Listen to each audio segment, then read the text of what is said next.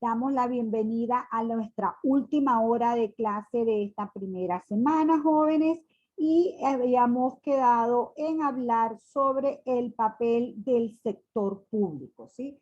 Fíjense que como este es el flujo circular de la renta, el sector público, que tiene tres funciones muy importantes y que las vamos a ver ahorita, pues realmente queda aquí plasmada es su función de redistribución de este ingreso. En otras palabras, la actividad del gobierno genera cambios en el ingreso. ¿Por qué genera cambios en el ingreso?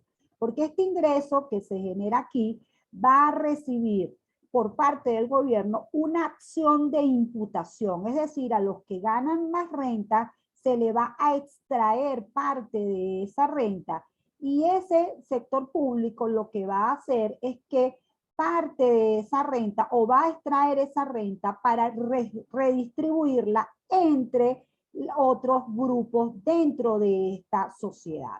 Lo que ocurre es que este mecanismo de mercado que acabamos de describir es un excelente organizador del mercado. Es un excelente es muy eficiente en asignar recursos. Pero obviamente es un sistema que premia a los mayores talentos. Y eso va generando una desigualdad en la distribución de la riqueza que socialmente no es tolerable. ¿Por qué no es tolerable socialmente? Porque no es posible que imagínense por ejemplo una familia en las cuales los padres de esta familia hayan generado una muy baja renta, eso implique que toda la descendencia de esa familia esté condenada siempre a generar una baja renta. Lo que se espera es que el gobierno pueda utilizar recursos, extraer recursos de los que tienen esos mayores talentos y generar una infraestructura que le dé oportunidades a esas otras personas de poder desarrollar sus talentos. Típicamente estamos hablando de que el Estado utilice ese dinero que le quita a los que tienen los mayores talentos en generar salud, educación, seguridad, sí, una serie de bienes públicos que van a ir a mejorar la redistribución de la renta. Es decir, que se dice que este mecanismo del mercado es eficiente, pero se generan fallos de mercado. Fallos de mercado es que hay unos bienes que no genera con eficiencia, que genera desigualdad en la distribución de la riqueza y entonces se supone que el gobierno interviene en la economía para corregir esos fallos del mercado.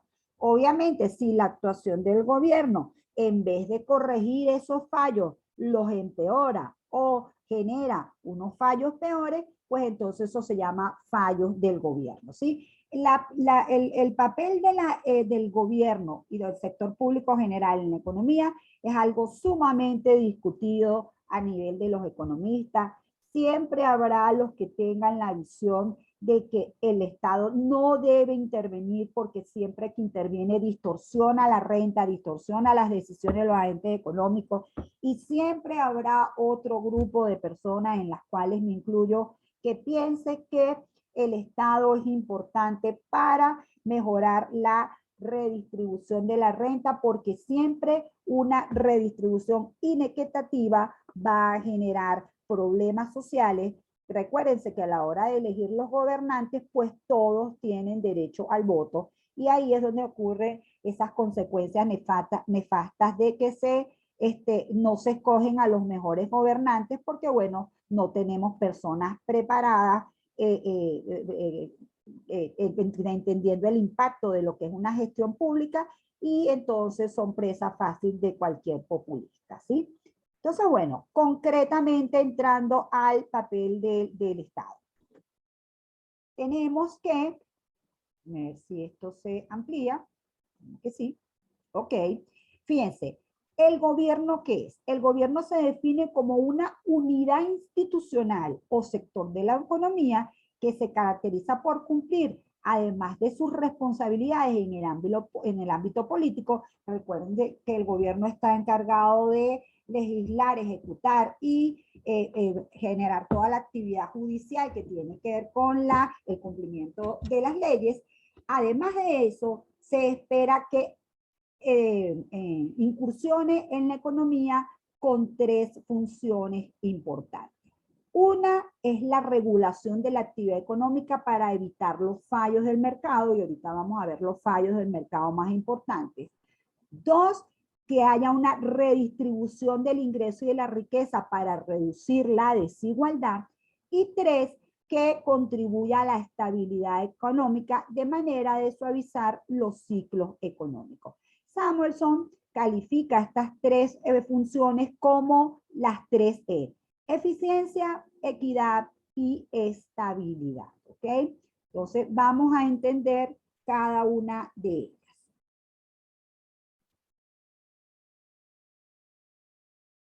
Fíjense, se trata entonces de que tenemos fallos de la mano invisible, tenemos fallos del mercado y entonces necesitamos la intervención del Estado y vamos a ver esa intervención del Estado en qué se traduce. Entonces tenemos por un lado ineficiencia del mercado.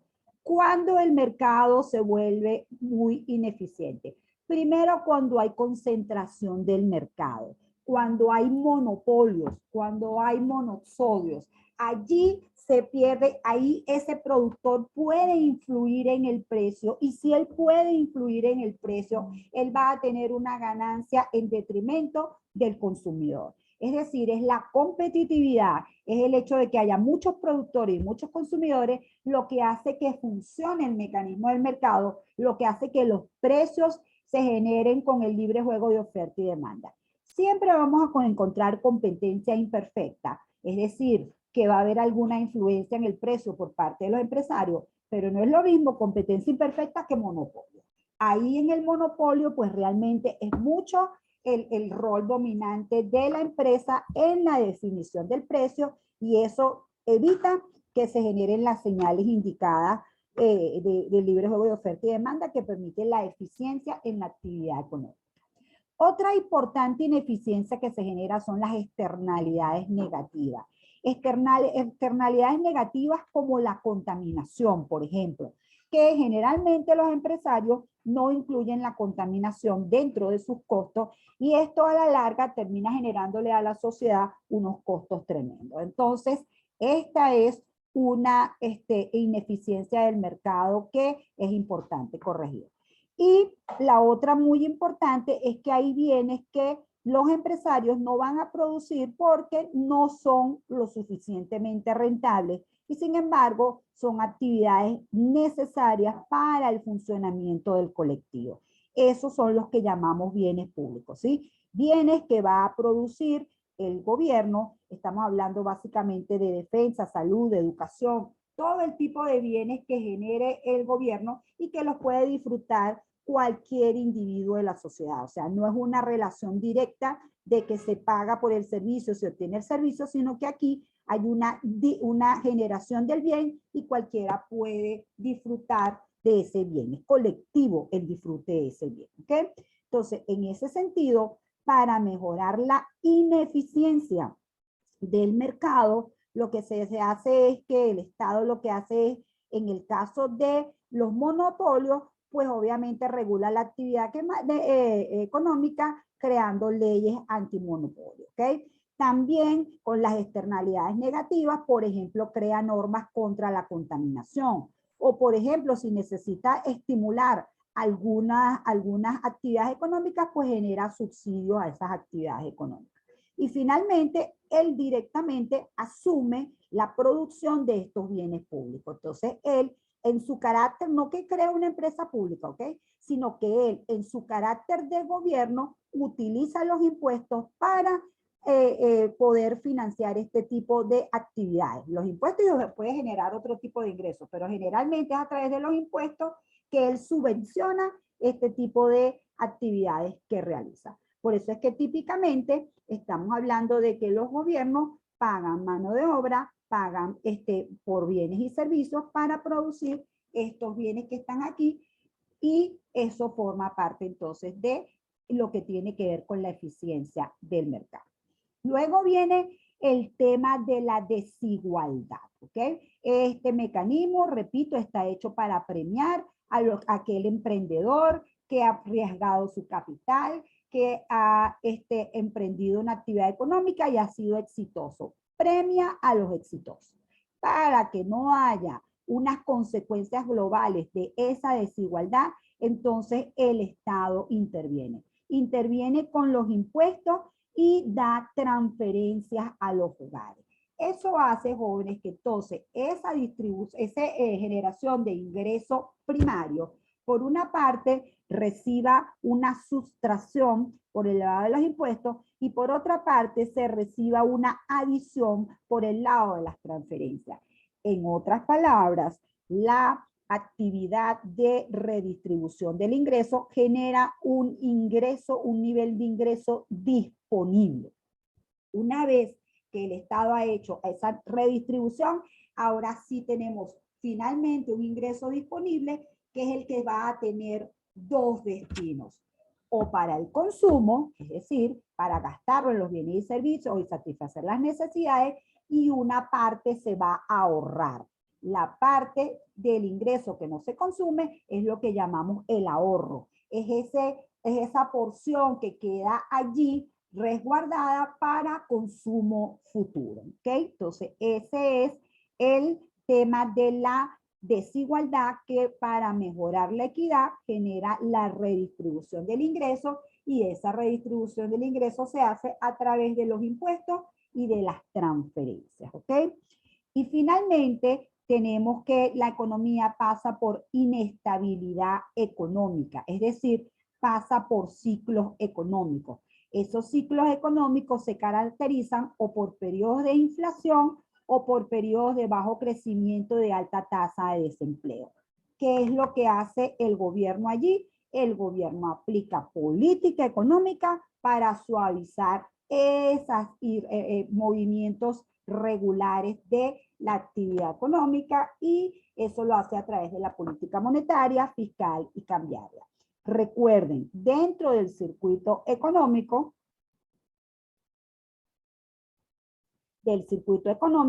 tenemos aquí a estos hogares tomando decisiones en cuanto al consumo, a estas empresas tomando decisiones en cuanto a la inversión, y lamentablemente ellos tienen expectativas de qué va a pasar con la producción de bienes y servicios, de qué va a pasar con las ventas en el futuro. Si sus expectativas son favorables, ellos tienden a aumentar el consumo, aumentar la inversión. Si sus expectativas son desfavorables, ellos tienden a sobrereaccionar y disminuyen dramáticamente el consumo, disminuyen dramáticamente la inversión. El componente más inestable es la inversión, y eso hace que haya movimientos de la demanda agregada, y que obviamente esos movimientos de la demanda agregada se traduzcan en, por ejemplo, una reducción de las ventas. Ante una reducción de las ventas, ¿qué va a pasar? Los empresarios se van a dar cuenta que empiezan a acumular inventario, y que esos inventarios, y que eso significa que no pueden seguir produciendo bienes y servicios, ¿sí? Entonces, los inventarios son una variable clave que le dice al empresario si debe producir más bienes o servicios o no, y es del lado de la demanda donde se consigue esa dinámica que hace que ocurran los ciclos económicos. ¿Estamos claros hasta aquí? Sí, profe. ¿Alguien me quiere preguntar algo? Entonces, fíjense, seguimos manejando nuevas variables. Tenemos un sector público que redistribuye renta, es decir, este ingreso que está aquí, viene aquí el sector público y por un lado resta impuestos, por el otro adiciona transferencias, y el neto entre esos impuestos y esos gastos va a ser el ingreso disponible. Ese ingreso disponible es el que finalmente una parte va al consumo, y la parte que no va al consumo se va a la figura de ahorro. ¿Qué ocurre con ese ahorro? Pues los agentes económicos ese ahorro lo llevan al sector financiero, lo llevan a los bancos. ¿Y qué hacen los bancos con ese dinero? Ese dinero lo prestan. ¿Para qué? para que ocurran los procesos de inversión. ¿Ok? Entonces, ahora vamos a hablar de este ente que es sumamente importante, que es el sector financiero. Y vamos a destacar la actividad económica más importante del sector financiero, que se llama intermediación financiera. ¿Qué es eso de intermediación financiera? Que canalizan el ahorro de los hogares, ¿verdad?, hacia préstamos para la inversión. Obviamente los hogares canalizan este ahorro aquí y esperan recibir una prima o compensación por el dinero que tienen en los bancos. Eso se llama tasa de interés pasiva. Y el sector financiero lo que hace es que le presta este dinero a las empresas y obviamente las empresas se le tienen que devolver el dinero y una prima o una tasa de interés que llamamos tasa de interés activa. De manera tal que se supone que el diferencial entre la tasa de interés activa y la pasiva forma parte de la ganancia de este sector financiero. ¿Okay? Entonces vamos con calma al sector financiero.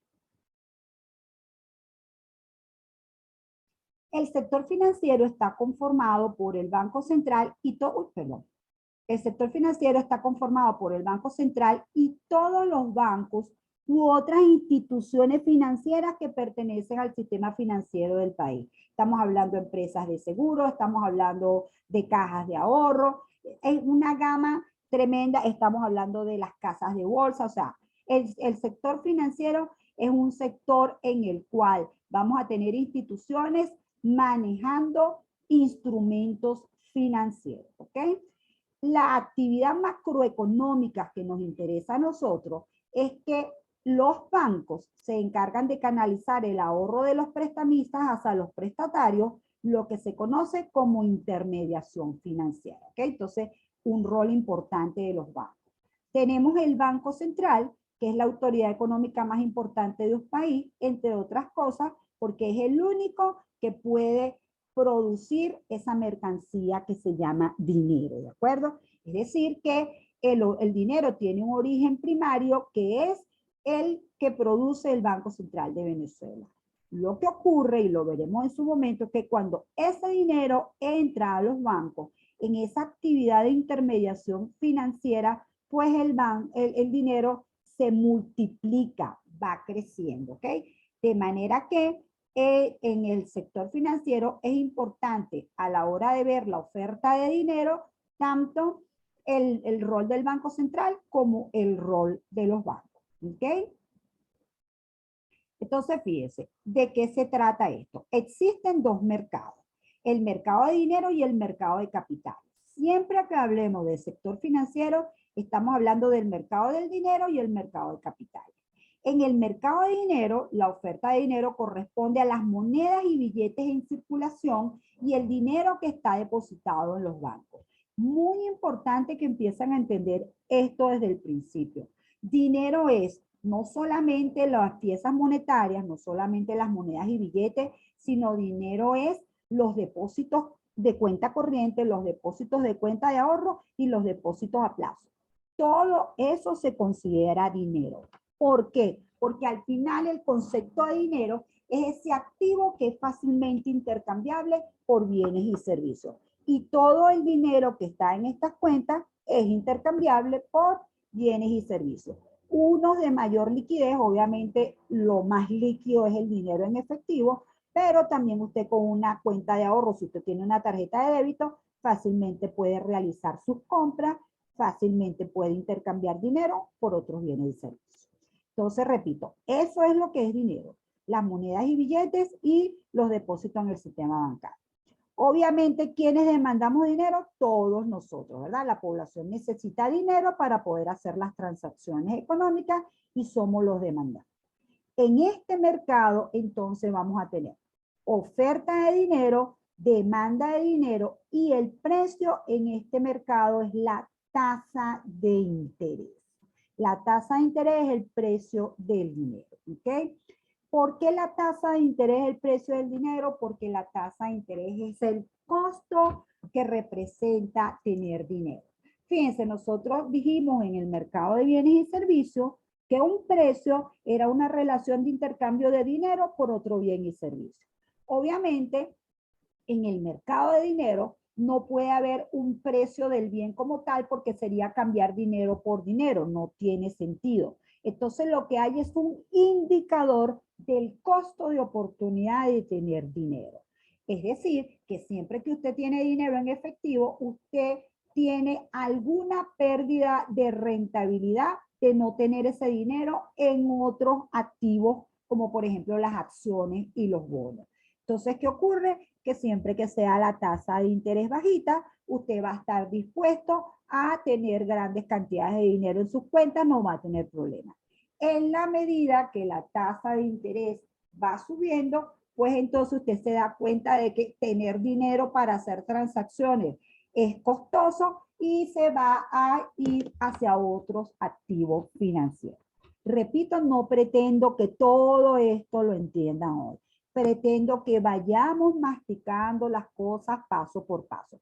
De hecho, lo que sigue después del flujo circular de la renta es volver a hablar de cada una de las variables y ver la evolución que ha tenido en la economía venezolana en los últimos años. ¿De acuerdo?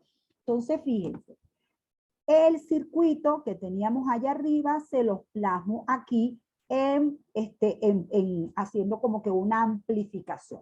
Tenemos el sector financiero, repito, dentro de este sector financiero, desde el punto de vista macroeconómico, lo que nos interesa es el sector del mercado de dinero.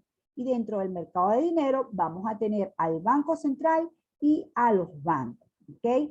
¿Qué actividad es importantísima destacar? Bueno, la actividad de intermediación financiera, es decir, cómo vamos a tener por un lado la variable ahorro y cómo vamos a tener por otro lado la variable inversión. Ambas variables, ahorro e inversión, van a tener una trascendencia tremenda en lo que es el equilibrio de la economía. Esa la vamos a ver después, no nos vamos a meter todavía por ahí. Solo recuerden entonces que ahorro es la parte del ingreso que no se consume, que la intermediación financiera permite generar los fondos para que haya inversión y que la inversión es el gasto de las empresas en maquinarias y equipos. Ahí se incluye todo, ¿sí? Todos los gastos que se hacen para construir carreteras, para construir teatros, para construir escuelas, todo el gasto en maquinarias y equipos, en infraestructura, todo eso lo llamamos bienes de inversión. ¿Ok? ¿Tienen alguna pregunta?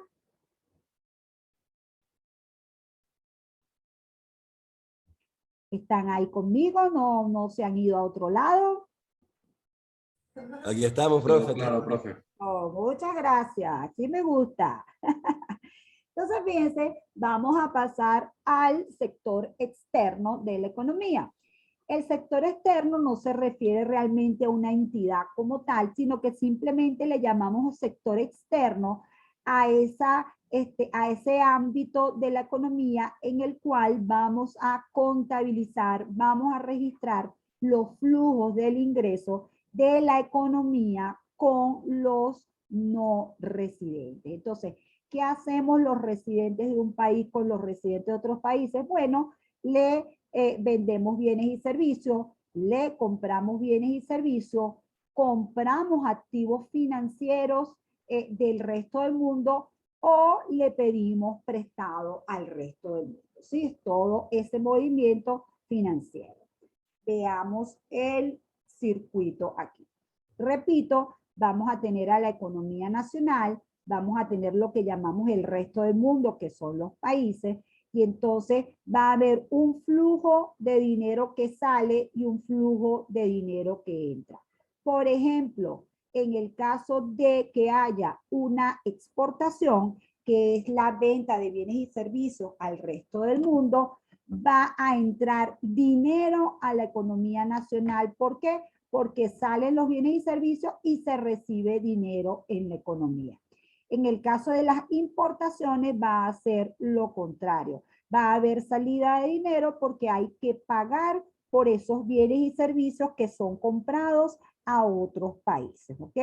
Entonces, la principal actividad obviamente es el movimiento de bienes y servicios, pero también hay movimientos de personas. Recuérdense que las personas viajan por el mundo.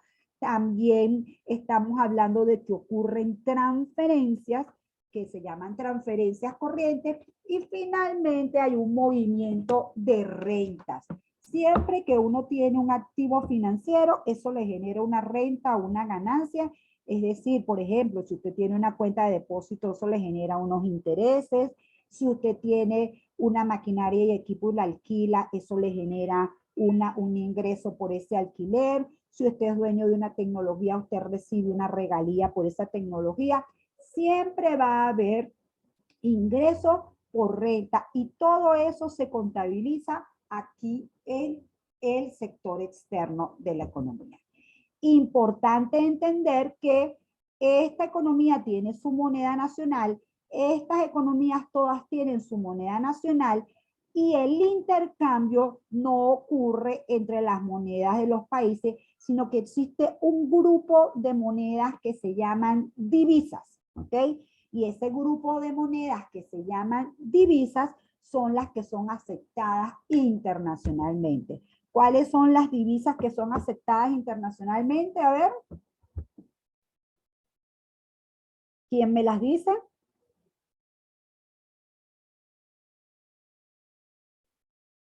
A ver, dijeron que estaban vivos, que estaban conmigo. ¿Cuáles son las divisas internacionales, las que aceptan en todas partes, las que todo el mundo está contento cuando las recibe? Los Dólares y dólares. euros. Los dólares y Dólares. euros principalmente, ¿verdad?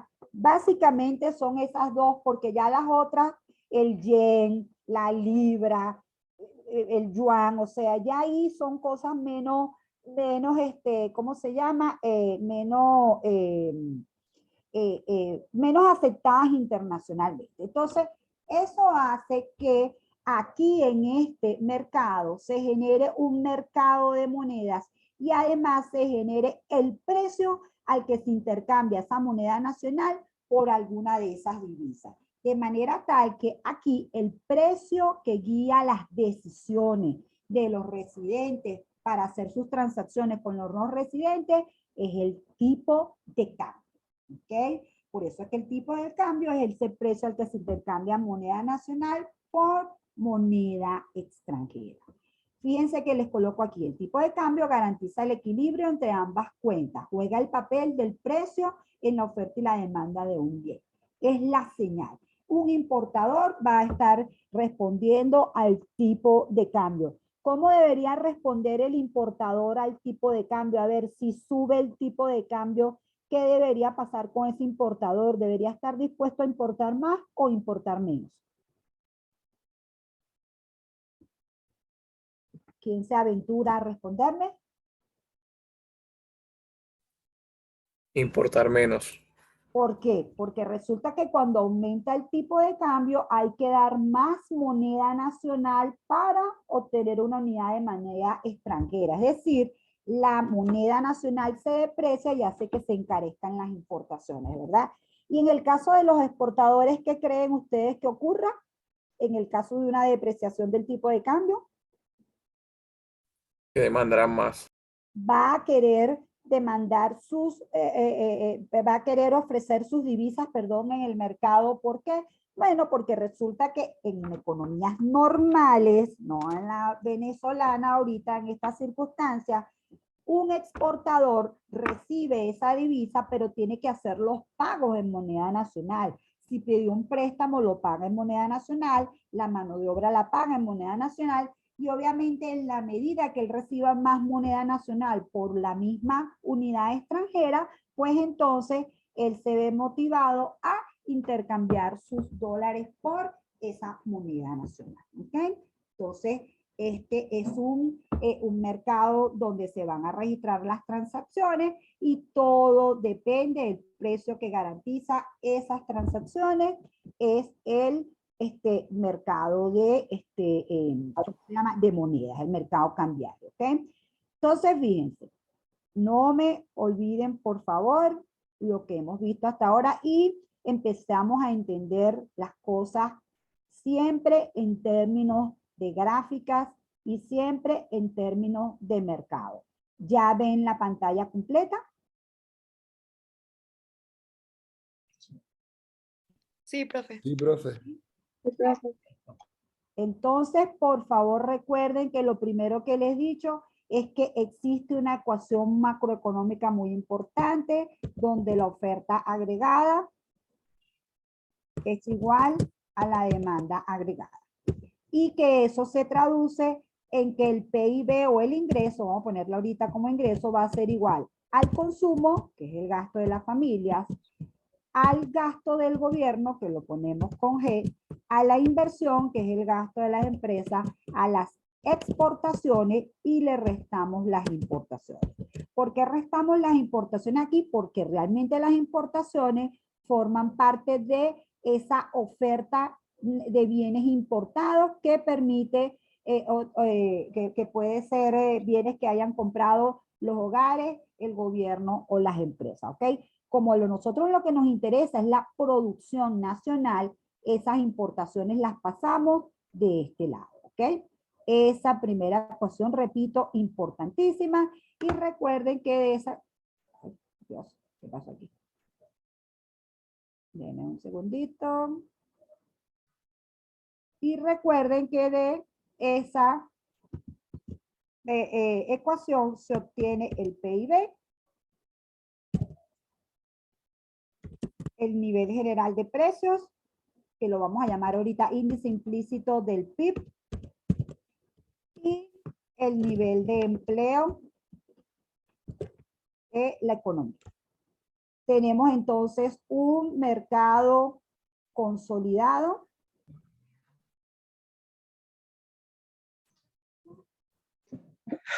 Un mercado donde vamos a tener la oferta agregada y la demanda agregada.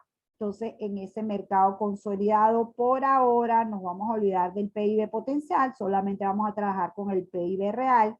Y entonces, esta va a ser la oferta agregada o el ingreso, ¿ok? Oferta agregada o ingreso. Luego, perdón, las unidades, lo mucho que nos interesa aquí. De este lado vamos a tener el nivel general de precios.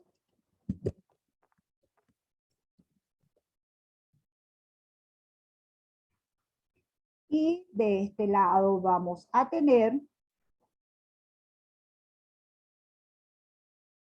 el ingreso en términos reales o el PIB real. Lo voy a dejar con esa ahí.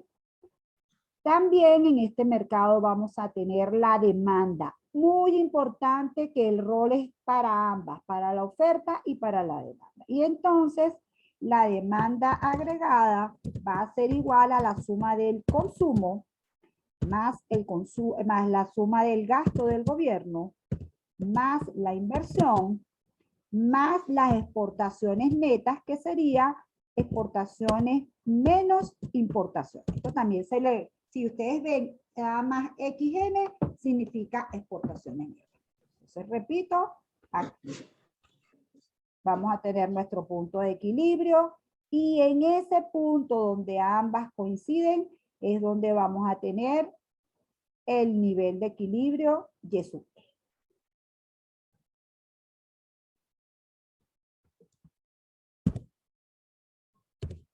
También hablamos del mercado de dinero, ¿ok?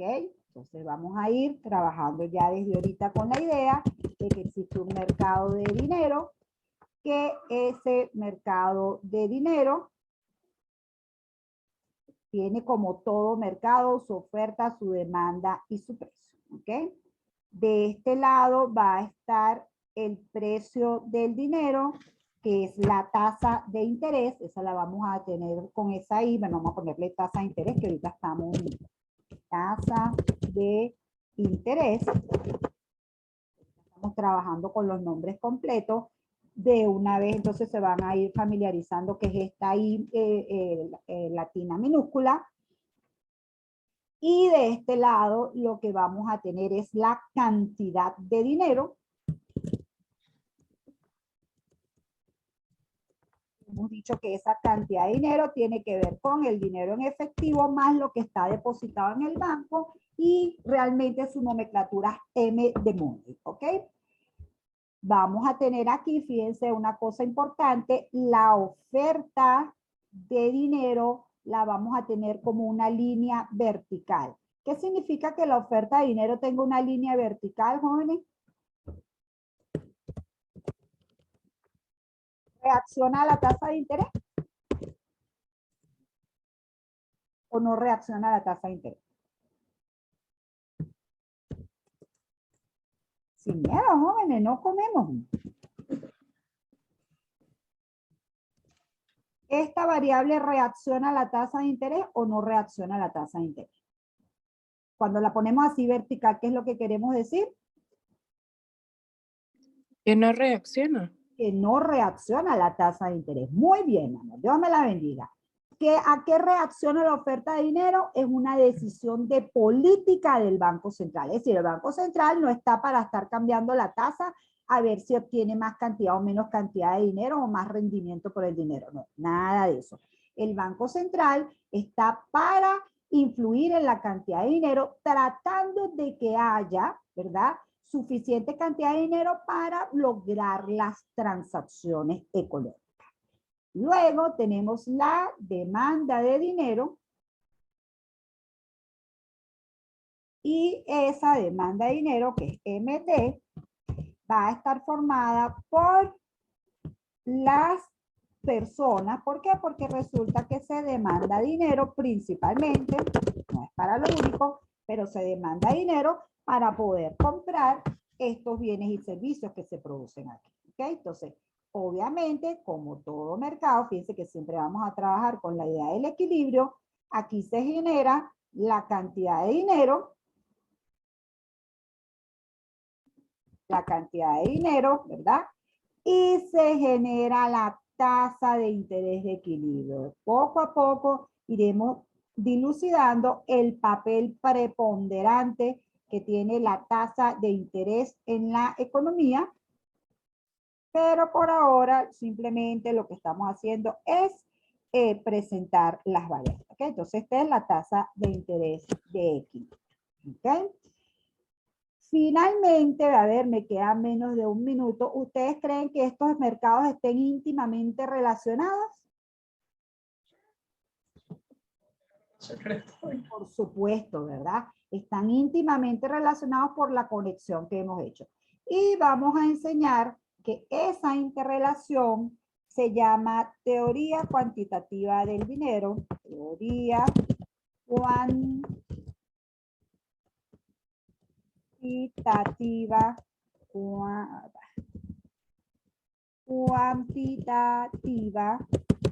del dinero, y la vamos a dejar allí sin explicar porque lo vamos a hacer la semana que viene. Vamos a decir que es M por V, M siendo la cantidad de dinero, V la velocidad del dinero, igual al P, que es el nivel general de precios, por el ingreso, ¿ok?